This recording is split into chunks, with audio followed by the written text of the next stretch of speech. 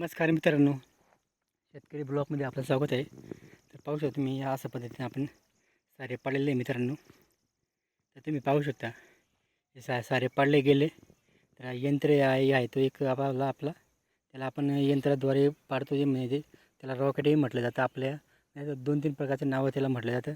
त्याच्याने हे गोट असं पाडलं जातं, बैल झोपून. त्याचा पूर्ण गोट आपले जे सारे पाडले गेले ते फक्त आता त्यांचे हे असे तोंडे बांधायचे बाकी आहे आणि असे सारंग काढायचे बाकी आहेत. आपण हे सारंग काढले मित्रांनो. आणखी भरपूर तिकडं आपण सारंग गोरे काढलेले आहेत आणि बाकीचे सारांचे जे तोंडे असतात ते बांधले गेलेले आहेत. ते तुम्हाला दाखवतो मित्रांनो. हा आहे आपला, याला माटपावडा म्हटलं जातं मित्रांनो. याला माटपावडा म्हणून म्हटलं जातो आणि पावडा पण म्हटलं जातो.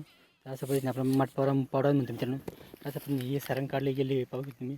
असं एक एक सारंग एक तर सगळे पट्टे आपल्या सगळ्या पट्ट्यांमध्ये एक आपण सारंग काढले गेले. परत इकडेही सारंग काढले गेले.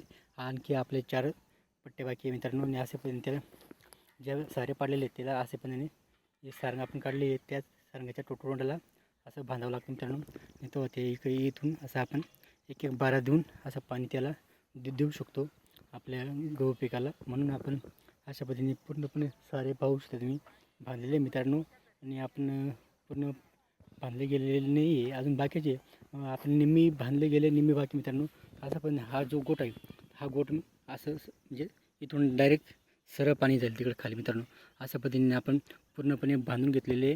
आणखी उद्या यावं लागणार आपल्याला, कारण की एका दिवसात काम होणार नाही. आपले कामं भरपूर वाढले मित्रांनो. व्हिडिओ आवडले तर लाईक शेअर कमेंट करा. आमच्या चॅनल सबस्क्राईब करा मित्रांनो.